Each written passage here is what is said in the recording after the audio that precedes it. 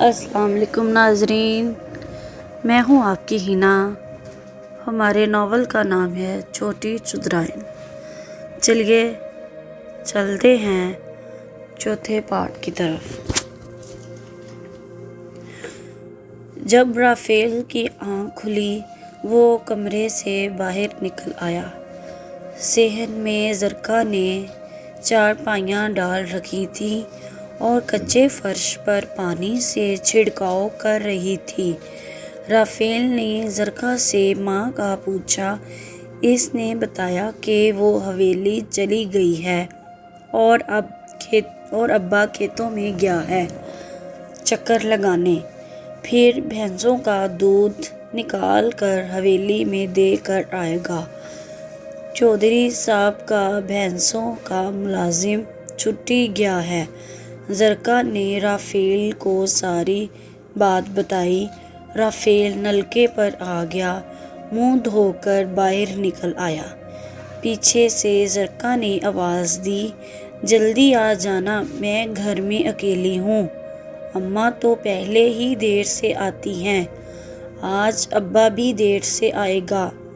Rafale نے چلتے ہوئے اچھا کہا۔ گھر سے کچھ فاصلے پر سرکاری اسکول کے میدان میں شام کو بچے کرکٹ، گلی ڈنڈا وغیرہ کھیلتے ہیں۔ رافیل اسکول کی طرف جا رہا تھا کہ اسکول کے باہر کافی سارے بچے واپس گھروں کو جا رہے تھے۔ اس نے ان لڑکوں سے پوچھا، گلشن کو دیکھا کہیں؟ ان میں سے ایک لڑکے نے بتایا کہ وہ پیچھے آ رہا ہے۔ رافیل اس کی طرف چل پڑا۔ سامنے گلشن ایک لڑکے سے باتیں کرتا آ رہا تھا جو کہ تقریباً رافیل کا ہم عمر تھا۔ صحت میں رافیل سے کچھ کم لگ رہا تھا۔ رافیل نے پاس آ کر دیکھا تو وہ ماسی برکت کا چھوٹا بیٹا بلو تھا۔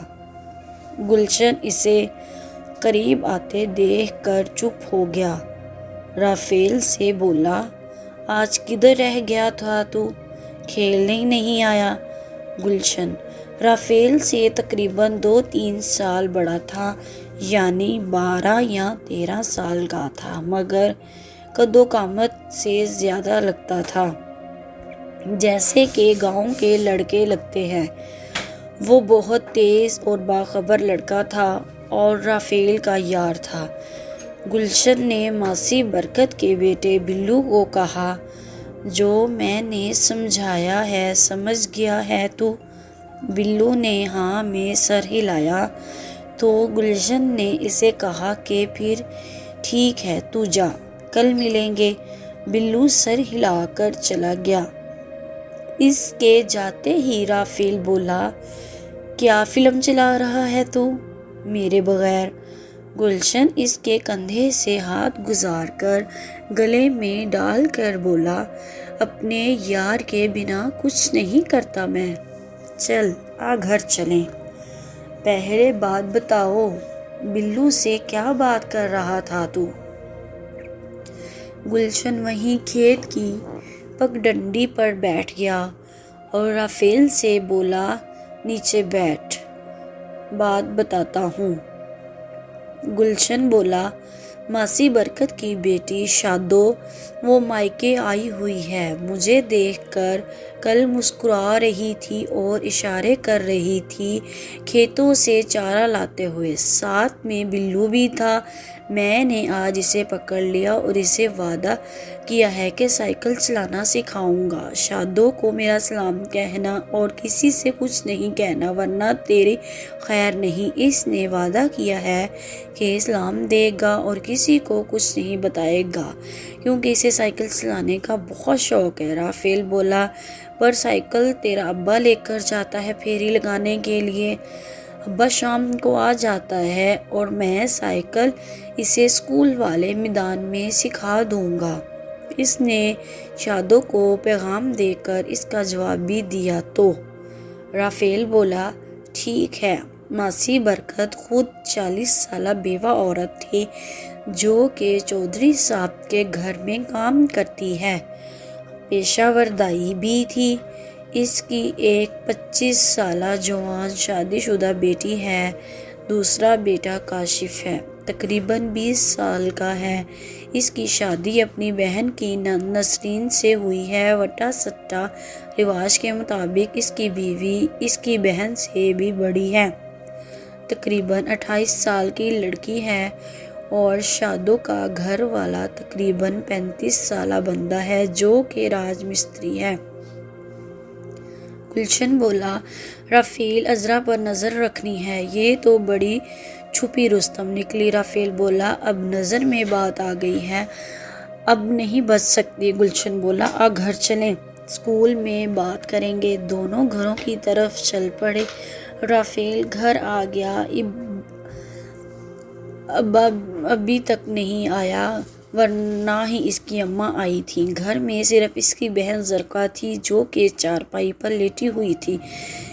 زرقا نے اسے دیکھا تو بولی، رافیل حویلی چلا جا، اماں سے اپنی اور میری روٹی لے آ، اب بہت بھوک لگی ہوئی ہے۔ اماں کو بھی آنے میں دیر ہو گئی ہے، شاید کوئی مہمان آ گئے ہوں چودھری صاحب کے۔ رافیل بولا، اچھا میں جاتا ہوں۔ وہ حویلی آ گیا، وہاں کافی گہما گہمی تھی۔ قریب جا کر پتہ چلا کہ چھوٹا بھائی چودھری ریاست ملنے آیا ہوا ہے اپنی فیملی کے ساتھ۔ چودھری ریاست اپنی بڑے بھائی چودھری عرفان سے 10 سال چھوٹا تھا، 40 سال کا خوبروح شخص تھا۔ اس کی بیوی تقریباً 35 سالہ خوبصورت اور انتہائی جاذب نظر خاتون تھی۔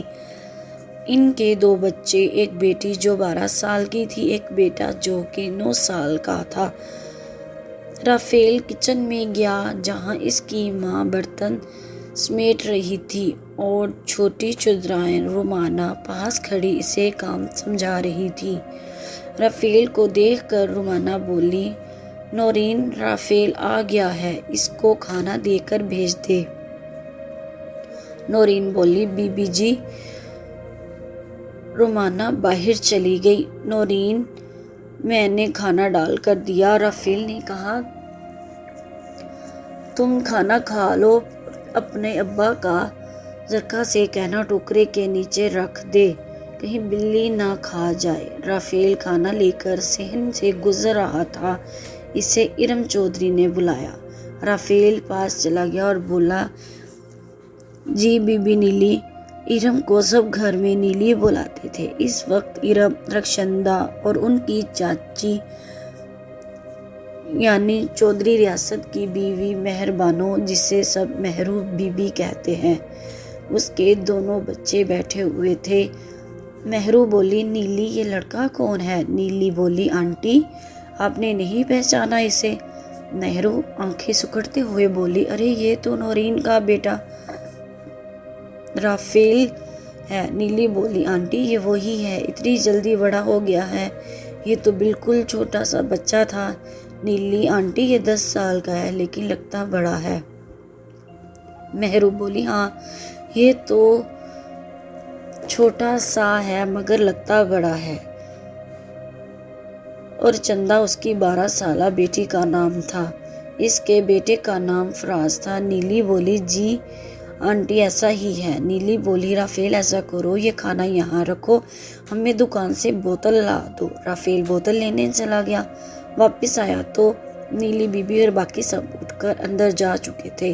صحن میں ماسی برکت اور اس کی بیٹی شادو کھڑی تھی۔ رافیل نے بوتل والا شاپر ماسی برکت کی طرف کیا اور بولا، جی ناظرین، آپ کو آج کی قسط کیسی لگی کمنٹ میں ضرور بتائیے گا، اور زیادہ سے زیادہ اسے شیئر کریں اپنے دوستوں کے ساتھ۔ اللہ حافظ۔